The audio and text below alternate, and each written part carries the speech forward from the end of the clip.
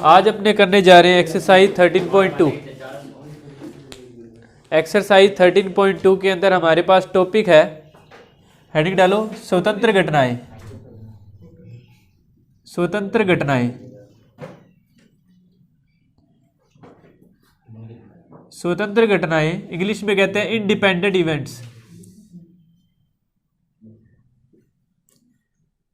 Independent event या events, ऐसी दो घटनाएं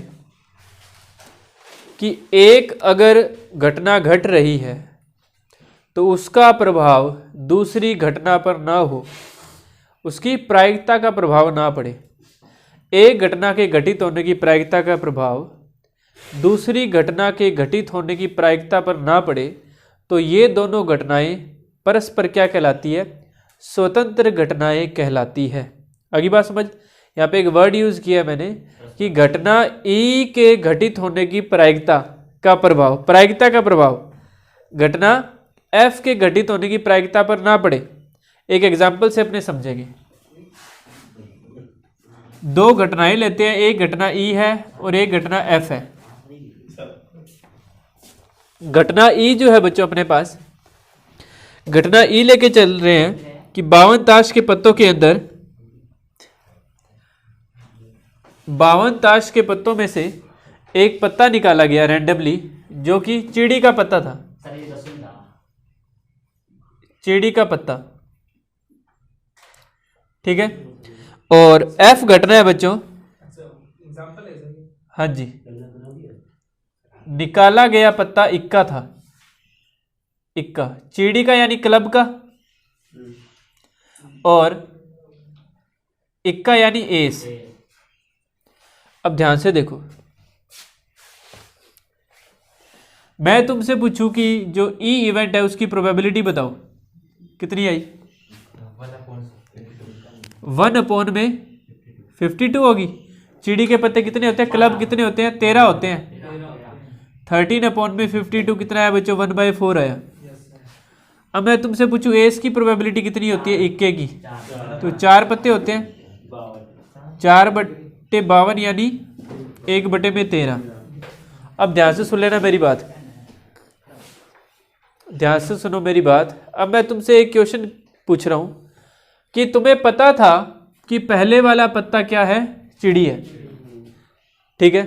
तो बताओ कि निकाला गया पत्ता जो है इक्का हो, उसकी प्रोबेबिलिटी, तो कौन सा फॉर्मूला यूज होगा बताओ? 1/52। तुम्हें कोई एक घटना पता होती है और उसके बिहाव पर तुमको कोई दूसरी घटना की प्रोबेबिलिटी अगर फाइंड करनी हो, प्रायिकता ज्ञात करनी हो, तो वो क्या कहलाती है? वो कहलाती है कंडीशनल प्रोबेबिलिटी, सह प्रतिबंध प्रायिकता, जो कि अपने 13.1 में की थी। ये जो प्रोबेबिलिटी मैंने फाइंड की, ये दोनों की अलग अलग की फाइंड की है ना। मैंने बस इतना ही पूछा कि 52 कार्ड्स के अंदर क्लब की प्रोबेबिलिटी क्या होती है? आपने कहा सर 13/52 1/4। फिर मैंने पूछा कि 52 कार्ड्स के अंदर एस की प्रोबेबिलिटी क्या होती है? आप कहोगे 4/52 1/13 आ जाएगी। इतनी बात समझ गए आप?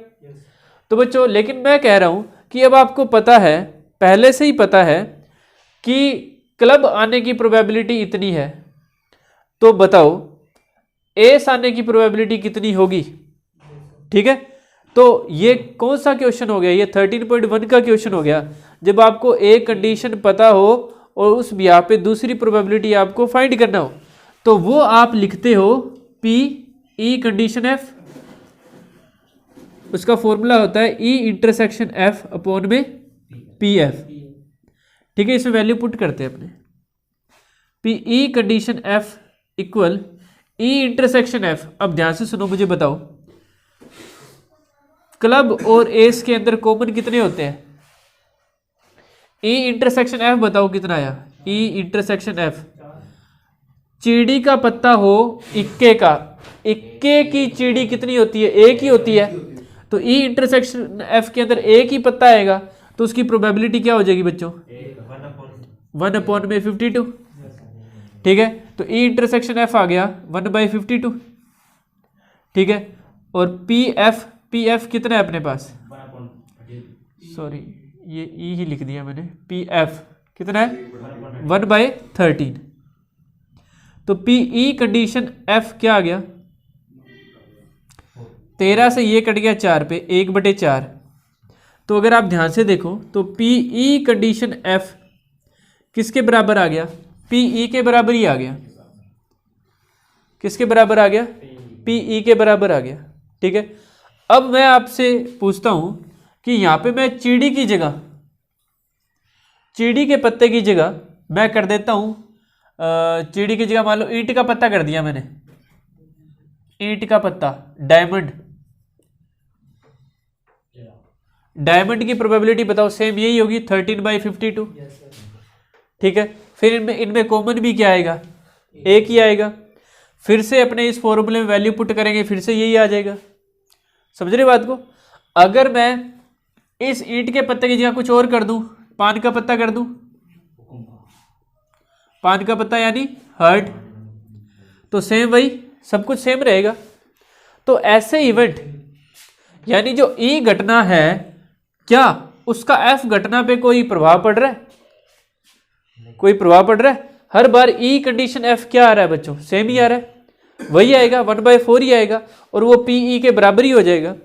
तो ये बच्चों ऐसी घटनाएं, अगर ऐसी घटनाएं हो कि जिसका एक का प्रभाव दूसरे पर ना पड़े, तो ऐसी घटनाओं को क्या कहते हैं? स्वतंत्र घटनाएं कहते हैं। अगली बात समझ, एक घटना के घटित होने की जो प्रायिकता है उसका प्रभाव दूसरी घटना के घटित होने की प्रायिकता पर ना पड़े, तो ऐसी घटनाओं को क्या कहते हैं? हम स्वतंत्र घटनाएं कहते हैं। आगे बात समझ। उसके पीछे रीजन ये था कि पीई आपने फाइंड किया, पी एफ आपने फाइंड किया, ठीक है, उस बिहाव पे ई कंडीशन एफ फाइंड किया। ई कंडीशन एफ होता क्या है कि एफ के होने की कंडीशन में ई फाइंड करते हैं अपने, यही होता है। एफ के होने की कंडीशन में ई फाइंड जब हमने किया, P E intersection F upon में पी एफ, तो हमने देखा कि हर बार वो पी ई के बराबर ही आ रहा है। तो यहाँ पे चीड़ी के पत्ते की जगह मैं ईंट का कर दूं, पान का कर दूं या कोई और कर दूं, ऐसे पत्ते करूं जिससे इस ये जो यही कंडीशन आए, हर बार यही कंडीशन आनी चाहिए। तो ऐसे इवेंट्स को हम क्या कहते हैं बच्चों? इंडिपेंडेंट इवेंट्स कहते हैं। इंडिपेंडेंट इवेंट्स जो होते हैं वो प्रोबेबिलिटी पे डिपेंड करते हैं, और इंडिपेंडेंट इवेंट जो होती है, स्वतंत्र घटनाएं जो होती है, उसके अंदर एक रूल होता है कि पी ई इंटरसेक्शन एफ जो होता है वो किसके बराबर होता है? P E into P F के इक्वल होता है। पी ई इंटरसेक्शन एफ किसके इक्वल होता है? P E into P F, यानी ई और ये है बच्चों, इसकी जगह और वर्ड यूज किया जाता है हिंदी में।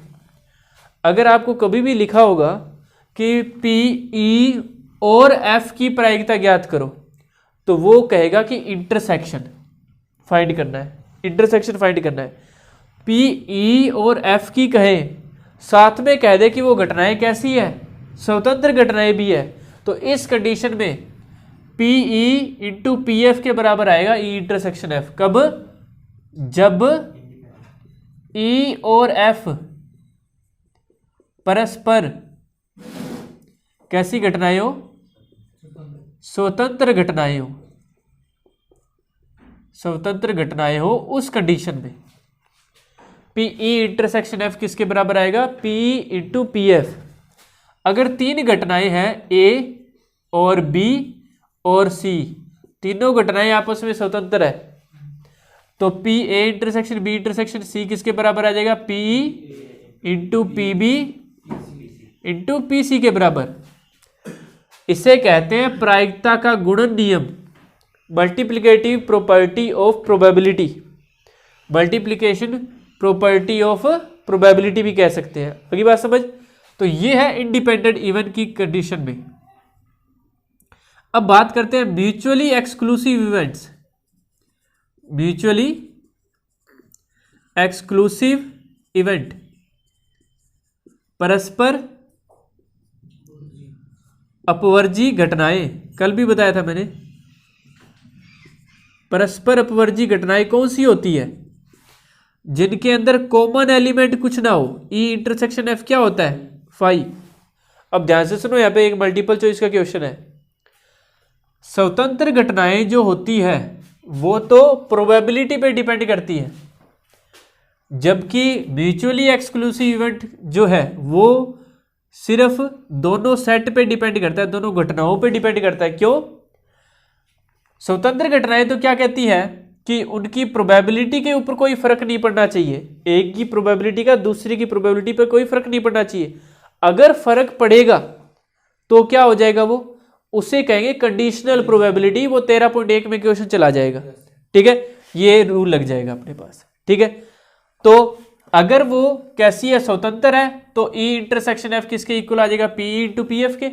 अगर वो म्यूचुअली एक्सक्लूसिव है, म्यूचुअली एक्सक्लूसिव को कहते हैं परस्पर अपवर्जी घटनाएं, इसमें ई और एफ में कुछ भी कॉमन नहीं आता, ई और एफ में कुछ भी कॉमन एलिमेंट नहीं आते, इसलिए इन्हें हम क्या कह देते हैं, परस्पर अपवर्जी घटनाएं कह देते हैं। जैसे ईंट के पत्ते हो गए और एक डाइस है, तो ये दोनों इवेंट क्या एक दूसरे पे डिपेंड करते हैं, कुछ कॉमन आता है इनके अंदर, नहीं आते ना, तो इन्हें म्यूचुअली एक्सक्लूसिव इवेंट अपने कह सकते हैं। आगे बात समझ, जैसे एक को जाना है हनुमानगढ़, एक को जाना है हिंदू मलकोट, कोई कॉमन पॉइंट है इनमें? नहीं है ना।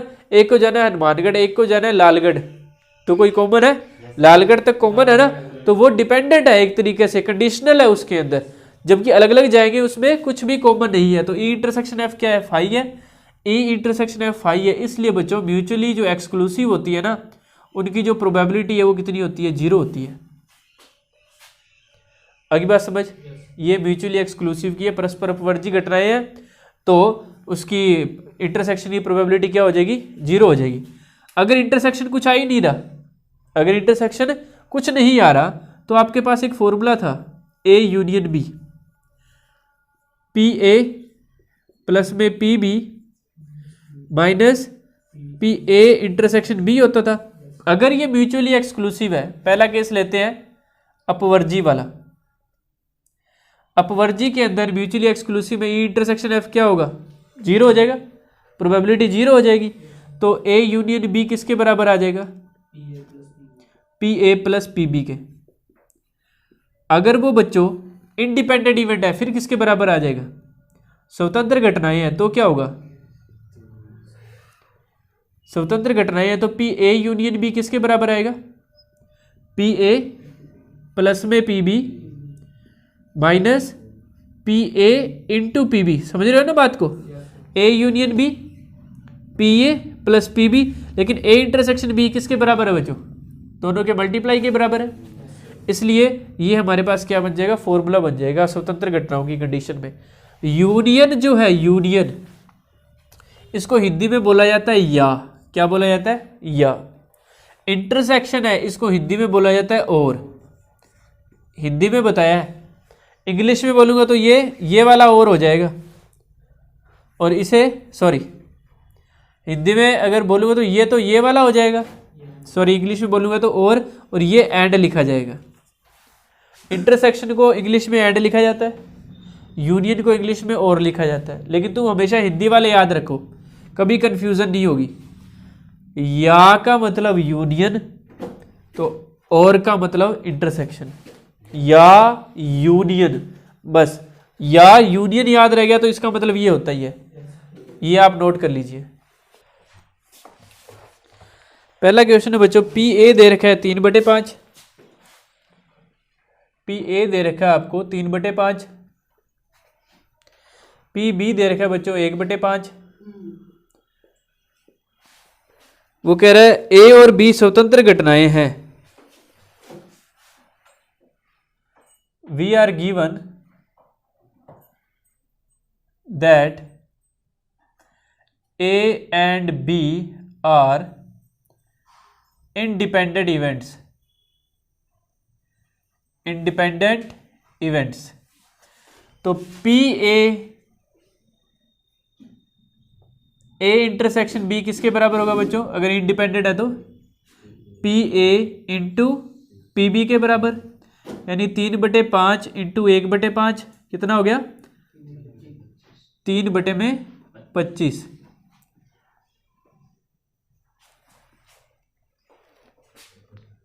दूसरा क्वेश्चन, 52 पत्तों की एक गड्डी में अपनी इच्छा अनुसार बिना प्रतिस्थापित किए, विदाउट रिप्लेसमेंट वर्ड यूज किया, अंडरलाइन कर लिया करो इसे, विदाउट रिप्लेसमेंट, बिना प्रतिस्थापित, सबसे इंपॉर्टेंट वर्ड होता है ये क्वेश्चन का।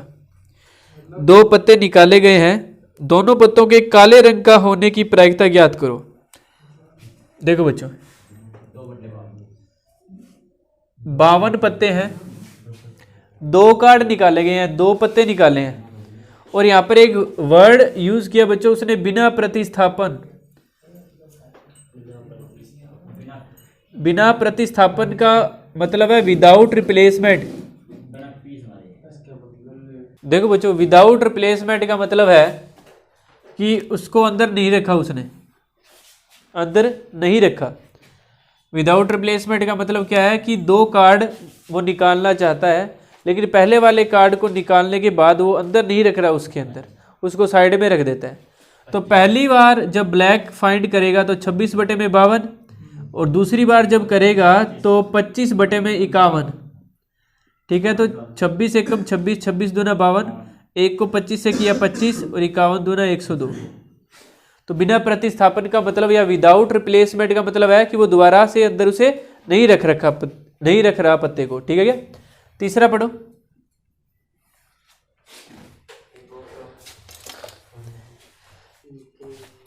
संतरों के एक डिब्बे का निरीक्षण, उसमें से 3 संतरों को अपनी इच्छा अनुसार बिना प्रतिस्थापन के निकाला गया। वही सेम गेम है।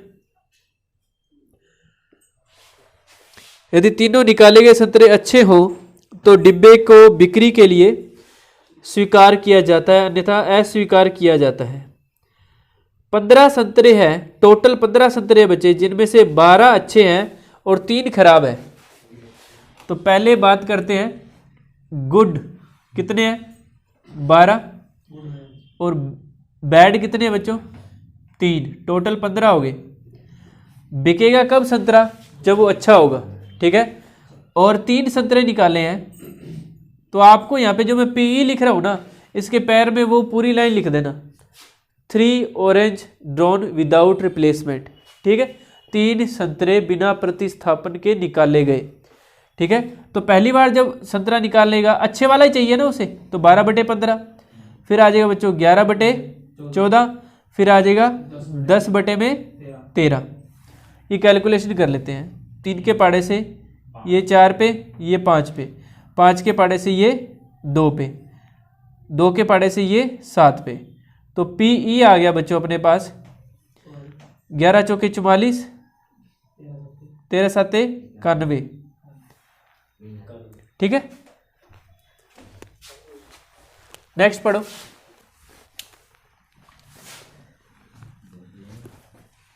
फोर्थ क्वेश्चन पढ़ो बच्चों। फोर्थ क्वेश्चन है हमारे पास, एक न्याय सिक्के और एक अनभिन्नत पासे को उछाला गया है। एक तो बच्चे कॉइन को और उसके साथ एक डाइस को फेंका गया है। ठीक है, कॉइन को उछाला गया है और डाइस को साथ में ही फेंक दिया। मान ले ए घटना सिक्के पर चित्त प्रकट होना। तो सबसे पहले अपने सैंपल स्पेस लिखते हैं। जब एक कॉइन के साथ एक डाइस को फेंका जाता है तो क्या क्या आ सकता है? ऐसे हो सकता है ना कि हेड आया पहली बार और उसके साथ उस पर क्या आया? 1 आया, H1 H2 H3 H4 H5 H6, T1 T2 T3 T4 T5 T6। Total 12 outcome होंगे बच्चों। कितने आउटकम होंगे? टोटल 12 परिणाम आ सकते हैं। ठीक है, अब पढ़ो क्या कह रहा है। मान ले ए घटना, जो घटना ए है बच्चों वो किस चीज की है? सिक्के पर चित्त प्रकट होता है, और बी घटना पासे पर संख्या 3 प्रकट होती है। ध्यान से देखो, ए घटना कौन सी है? जब सिक्के पर चित्त आता है, चित्त यानी हेड आता है, तो वो कौन कौन सी घटना हो जाएगी? H1 H2 H3 H4 H5 H6। तो अपने पी ए भी लिख देते हैं बच्चों, प्रोबेबिलिटी। सॉरी, ये एक घटना है और ये इसकी प्रोबेबिलिटी होगी 6/12, 1/2। अब बी घटना कौन सी है? बी इवेंट जो है बच्चों वो है पासे पर 3 प्रकट होता है। पासे पर 3, ये देखो, एक तो ये रहा, एक ये रहा, तो वो घटना है H3 एंड T3। तो इसकी प्रोबेबिलिटी हो जाएगी बच्चों 2/12 अर्थात 1/6। अब पूछा क्या है? निरीक्षण कीजिए घटनाएं ए और बी स्वतंत्र है या नहीं। अपने को ये चेक करना है ये स्वतंत्र है या नहीं, इंडिपेंडेंट है या नहीं। सामने देखो, सबसे पहले बात करते हैं कि ए इंटरसेक्शन बी बताओ क्या है। ए घटना और बी घटना में कॉमन आ रहा है कुछ, इसमें और इसमें कुछ कॉमन है, इनमें कॉमन है H3। तो अगर मैं कहूँ कि पी ए इंटरसेक्शन बी कितना है तो आप कहोगे कि सर 1/12 है, क्योंकि एक ही घटना है। अब मैं आपसे पूछूं कि पी ए और पी बी ये दोनों जो घटनाएं हैं, इन दोनों का मल्टीप्लाई कितना आ रहा है? 1/2 इंटू 1/6। ये क्या आ गया बच्चों? 1/12 ही आ गया, क्योंकि पी ए इंटरसेक्शन बी जो है, पी ए इंटरसेक्शन बी जो है वो पी ए और पी बी के मल्टीप्लाई के बराबर आ रहा है। ए इंटरसेक्शन बी की प्रोबेबिलिटी ए इवेंट की प्रोबेबिलिटी और बी इवेंट की प्रोबेबिलिटी के मल्टीप्लाई के बराबर आ रही है। So events A and B are independent to each other. घटनाएं ए तथा बी परस्पर स्वतंत्र घटनाएं हैं। पांचवा प्रश्न पढ़ो।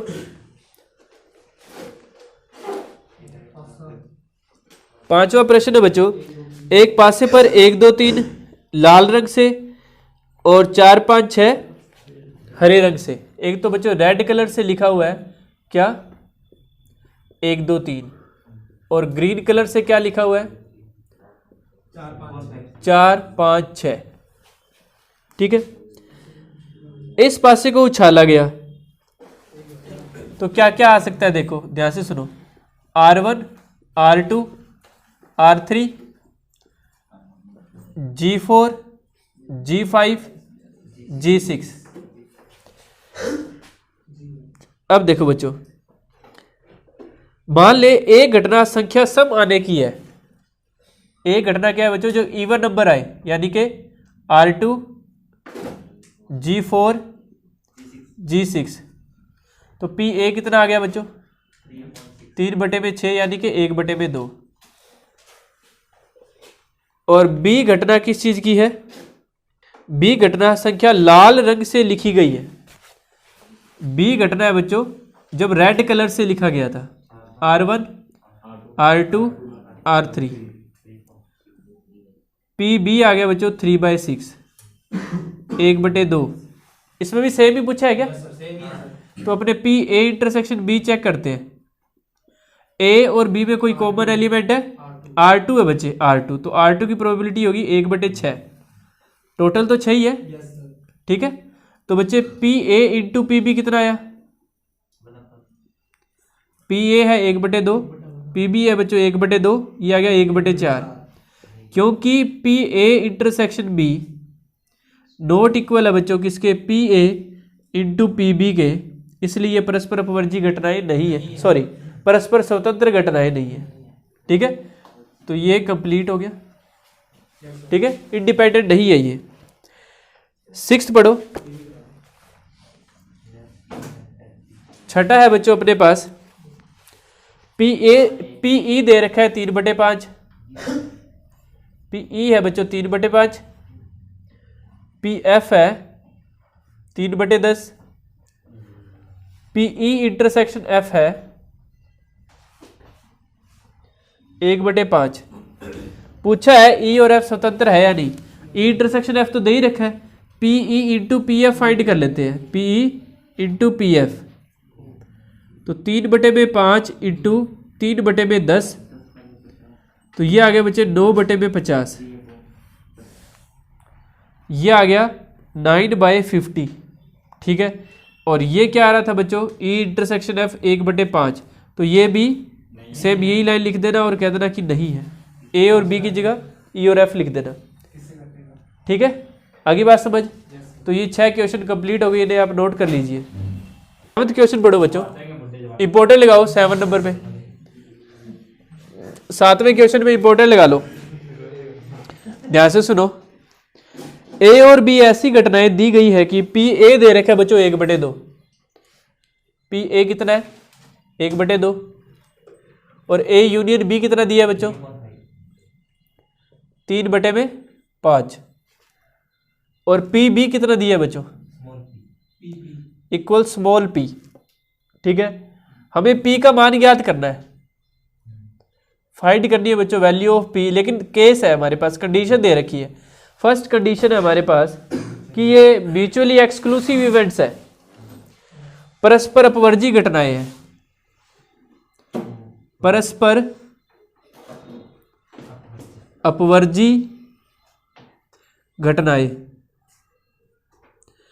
परस्पर अपवर्जी घटनाएं अगर है ए और बी, तो ए इंटरसेक्शन बी मैंने अभी बताया था आपको क्या होता है। ए इंटरसेक्शन बी होता है बच्चों फाई, और पी ए इंटरसेक्शन बी क्या हो गया 0। सही बात है। और तुम पी ए यूनियन बी का फॉर्मूला जानते हो, मैंने लिखवाया है। पी ए यूनियन बी क्या होता है बच्चों, पी ए प्लस में P B minus P A intersection B. तो पी ए यूनियन बी दे रखा है 3/5, पी ए है बच्चों 1/2, पी बी है आपके पास पी, और ये क्या है 0, तो लिखने की जरूरत ही नहीं है। 1/2 इधर चला गया बच्चों, पी क्या आ गया 3/5 माइनस 1/2, पी आ गया 5 और 2 का लघुत्तम 10, 5 के पाड़े में 2 पे 2 3 6, 1/10 आ गया पी का मान। केस क्या था जब वो परस्पर कैसी थी, अपवर्जी।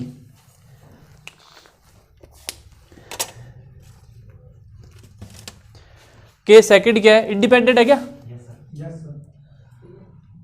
जब ए तथा बी स्वतंत्र घटनाएं हो, स्वतंत्र घटनाएं हो, तो बच्चों पी ए इंटरसेक्शन बी किसके बराबर आएगा, P A into P B के बराबर।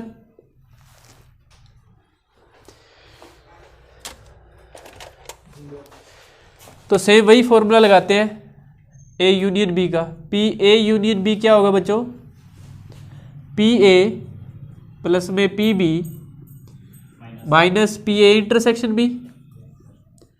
ए इंटरसेक्शन बी की जगह क्या लिख दूं, P A into P B. हाँ वैल्यू पुट कर रहे हैं बच्चे, आपके पास ए इंटरसेक्शन बी का फॉर्मूला है ना, ये वैल्यू यहां रखनी पड़ेगी ना, तभी कैलकुलेट करेगा, ऐसे कैसे कर देगा। ये केस अलग है, ये केस अलग है। पी ए है 1/2, पी बी पी है 3/5 माइनस 1/2, ये पी है, ये P as it is. P A की वैल्यू कितनी है 1/2, पी बी कितना बच्चों पी, ये हो गया 3/5 माइनस 1/2, 1/10। इधर 2 आ गया लघुत्तम, 2 को पी से करेंगे 2p, ये माइनस पी, 1/10 इक्वल 2p में से p गया, p/2, 2 से 10 कट गया 5 पे। तो इस केस में p कितना आ गया बच्चों 1/5। आई बात समझ? इसे नोट करो फिर करते हैं। बोल 8th क्वेश्चन पढ़ो, क्या कह रहे हैं। मान ले ए और बी स्वतंत्र घटनाएं हैं, गिवन क्या है, A and B are independent event, short में लिख रहा हूं इंडिपेंडेंट इवेंट्स। तो बच्चों यहां से हमें एक फॉर्मूला मिल गया, पी ए इंटरसेक्शन बी किसके बराबर आ गया, P A into P B के बराबर। अब हमें और क्या गिवन है, पी ए कितना दे रखा है 0.3, पी बी कितना दिया है 0.4। तो बच्चों फर्स्ट क्या फाइंड करना है, P A intersection B. Second क्या फाइंड करना है, P A union B. Third क्या फाइंड करना है, P A condition B. Fourth क्या फाइंड करना है, पी बी कंडीशन ए।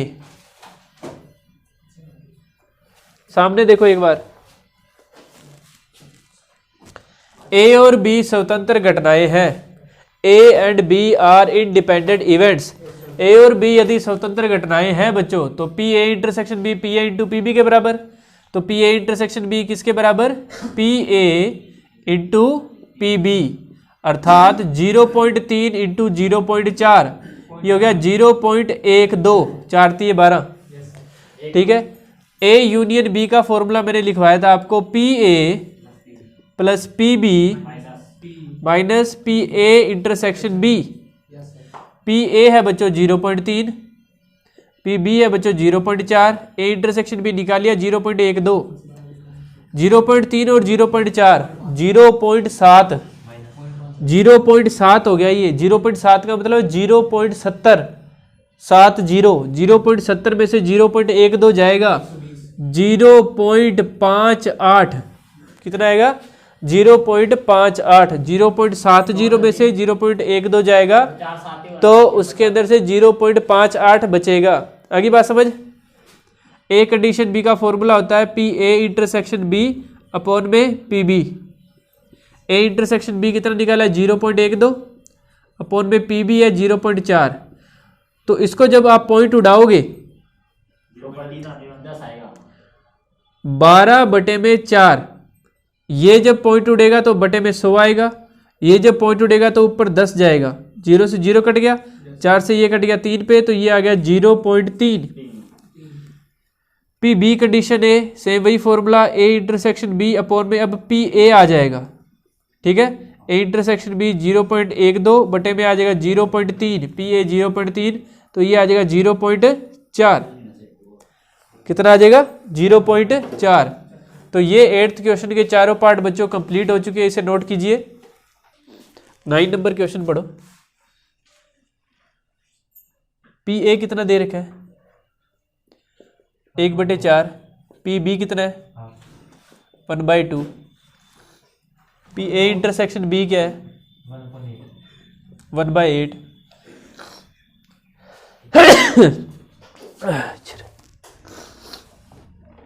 और फाइंड क्या करना है, ए नहीं और बी नहीं, ध्यान से समझ लेना। ए नहीं, फिर उसने एक वर्ड यूज किया है और, बी नहीं, तो मैंने ये तुम्हें बताया था पी ए नहीं यानी ए डैश, और का मतलब होता है इंटरसेक्शन, बी नहीं यानी बी डैश, ठीक है। A dash intersection B dash का फॉर्मूला लिखवाया था बच्चों मैंने, ए यूनियन बी का डैश, और ये आ गया 1 minus P A union B. 1 minus A union B का formula P A plus P B minus intersection, 1 minus P A दे रखा है 1/4 प्लस 1/2 माइनस 1/8, 1 माइनस 8 एलसीएम आ गया 2 4 1, 4 2 6 में से 1 गया 5/8, ये 3/8 आ गया। 10वां पढ़ो। पी ए कितना दिया है 10वें में, पी ए 1/2 है, पी बी कितना है 7/12 है, ए नहीं और बी नहीं दिया है, यानी ए डैश इंटरसेक्शन बी डैश दे दिया बच्चों, क्या 1/4। वो पूछ रहा है, उसने पूछा क्या है कि A and B are independent और नॉट, इंडिपेंडेंट और नॉट। इसका मतलब अपने P A intersection B find करेंगे, अगर वो P A into P B के बराबर आ गया तो वो स्वतंत्र हो जाएगी, इंडिपेंडेंट हो जाएगी, अदरवाइज नहीं होगी, इतनी सी बात है। और वो यूनियन की बात है,